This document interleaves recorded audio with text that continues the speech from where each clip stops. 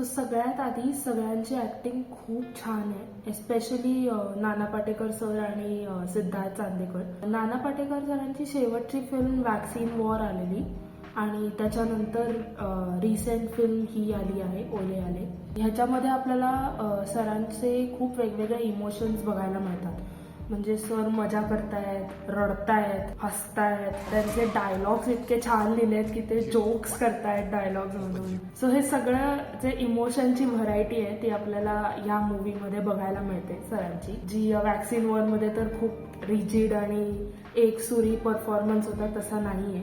So पूर्ण चित्रपट साधारण 1-2.5 तासाचा आहे. स्वतःला कामात बुडवून घेतलेला मुलगा आणि रिटायर्ड बाप या दोघांच्या नात्यावरती ही फिल्म आधारित आहे. बापाचं म्हणणं आहे की मुलगा मजेत आनंदात त्याचं आयुष्य जगत नाही, फक्त पैशाच्या मागे लागलाय. आणि मुलाचं म्हणणं आहे बॅलन्स शीट मध्ये प्रॉफिट आणि लॉस सोडून मला अजून काही कळत नाही. बापाची अजून एक कंप्लेंट आहे की कामामध्ये इतकं बुडवून घेतलंय मुलाने स्वतःला की बापासाठी वेळच नाही. सो असं असताना त्याचे बाबा घर सोडून निघून जातात आणि जातात उत्तराखंडला जातात. सो त्यांच्या मागे मागे येतो त्यांचा मुलगा त्यांना शोधत. तिथे त्यांना वाटेत अजून एक मुलगी भेटते, तिला पण सेमच डेस्टिनेशनवर जायचं असतं. सो हे तिला लिफ्ट देतात आणि मग पुढे काय होतं मूवी मध्ये, कोण आहे ही मुलगी, ह्यांनाच का भेटली, हे सगळं मग आपल्याला हळूहळू रिव्हील होतं. सो ह्या प्रवासामध्ये या तिघांना खूप प्रॉब्लेम्स येतात. ते हे प्रॉब्लेम्स कसे फेस करतात, कसे ओव्हरकम करतात हे आपल्याला ह्या मूवीत बघायला मिळेल.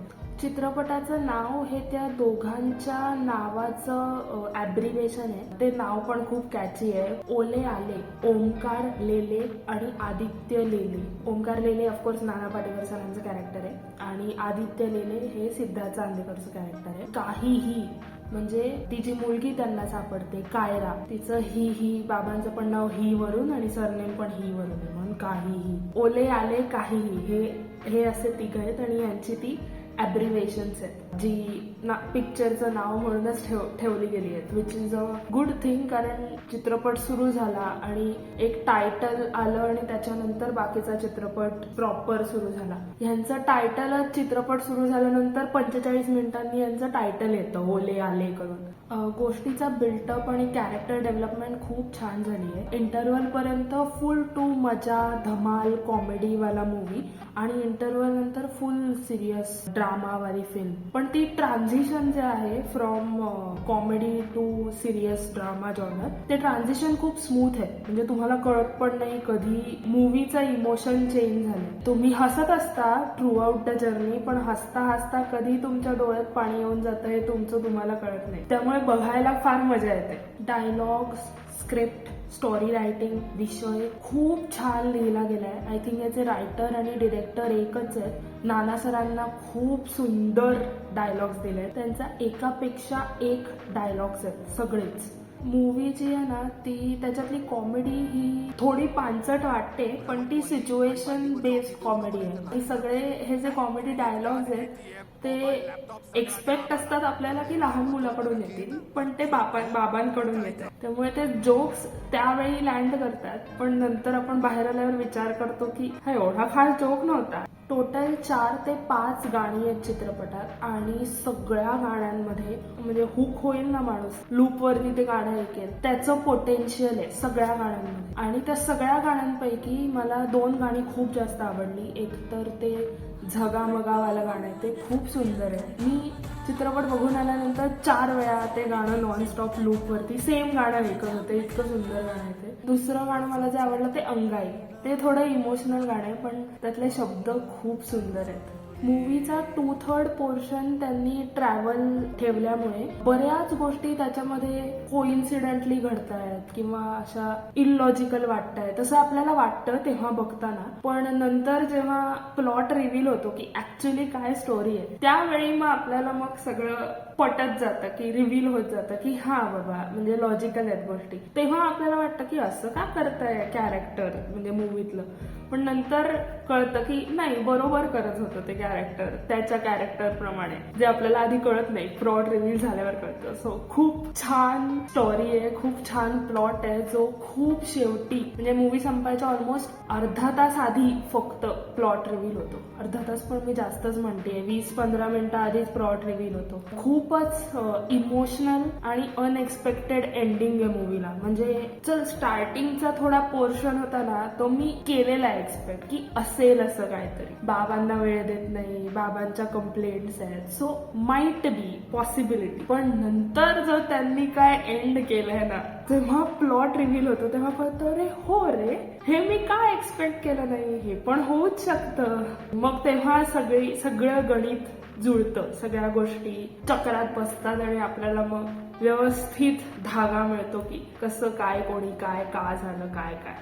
आपल्या व्यक्तींना, आता असं नाही म्हणणार मी की ज्या आपल्यावर अवलंबून आहेत, पण ज्या आपल्या व्यक्ती आहेत त्यांना दररोजच्या दररोज वेळ देणं हे किती गरजेचं आहे. दररोजच्या दररोज किंवा तेवढं नसेल जमत तर आठवड्यातनं एक दिवस तरी फक्त त्यांच्यासाठी ठेवणं, त्यांना वेळ देणं, त्यांचं ऐकणं, आपलं सांगणं हे किती गरजेचं आहे हे या चित्रपटात दाखवण्याचा प्रयत्न केलाय. कारण काय, जेव्हा ती व्यक्ती समोर असते तोपर्यंत ठीक आहे, एकदा तुमच्या हातून वेळ निघून गेली तर नंतर रडण्याचा, पश्चाताप करण्याचा काहीच फायदा उरत नाही. आत्ताची जनरेशन बघितली तर आपण एका गोष्टीवरती कधीच फोकस करत नाही, कधीच आपलं लक्ष एका ठिकाणी कॉन्सन्ट्रेशन नसतं. खाताना टीव्ही बघतो किंवा खाताना पेपर वाचतो किंवा व्यायाम करताना गाणी ऐकतो. अजून उदाहरण द्यायचं झालं तर झोपेमध्ये पण आपण कधी कधी कामाचा विचार करत असतो, कामाचं पिक्चर आपल्याला स्वप्नामध्ये किंवा अनकॉन्शियस माइंडमध्ये दिसत असतात. ह्या सगळ्या गोष्टी आहेत, ह्या आपण अननोईंगली करतो, आपल्याला काय